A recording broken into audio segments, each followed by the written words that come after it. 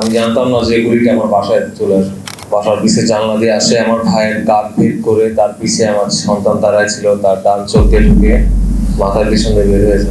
আমি তৎক্ষণাৎ বাসায় দৌড়ায় আসি, এসে দেখি তার মগজের কিছু অংশ আমার বাসায় পড়ে আছে। আমার নাম মোহাম্মদ সাকিবুর রহমান, আমার বাসা মিরপুর 14 নম্বর।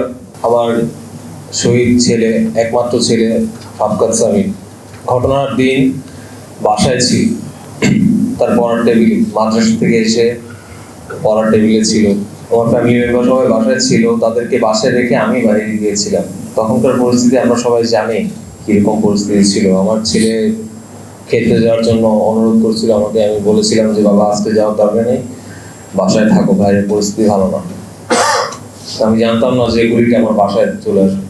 বাসার পিছে জানলা দিয়ে আসে, আমার ভাইয়ের কাঁধ ভেদ করে তার পিছে আমার সন্তান দাঁড়ায় ছিল, তার ডান চোখ দিয়ে ঢুকে মাথার পিছনে বের হয়েছে। আমি তৎক্ষণাৎ বাসায় দৌড়ায় আসি, এসে দেখি তার মগজের কিছু অংশ আমার বাসায় পড়ে আছে। তো I don't think he deserved a death like this. যাই হোক, আল্লাহর পথে দিয়েছিলাম সন্তানকে, চেয়েছিলাম হাফেজ আলেম হোক।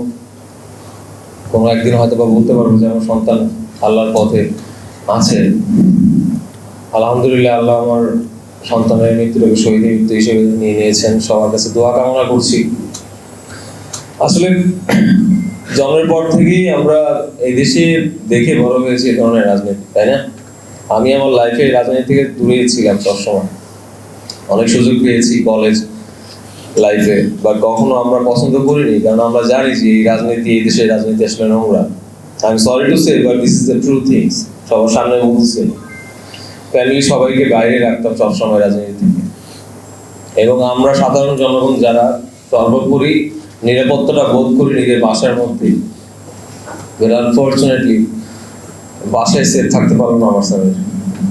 আমি যাবো আজকের পর থেকে, এই ঘটনার পর থেকে, এই শহীদদের মাধ্যমে যে নতুন বাংলাদেশ কায়েম করা হচ্ছে, পরবর্তীতে যাতে এই ধরনের ঘটনার পুনরাবৃত্তি না হয়, আমরা সবাই যার যার জায়গা থেকে সোচ্চার হয়ে এই কাজটা করার জন্য এগিয়ে যাবো।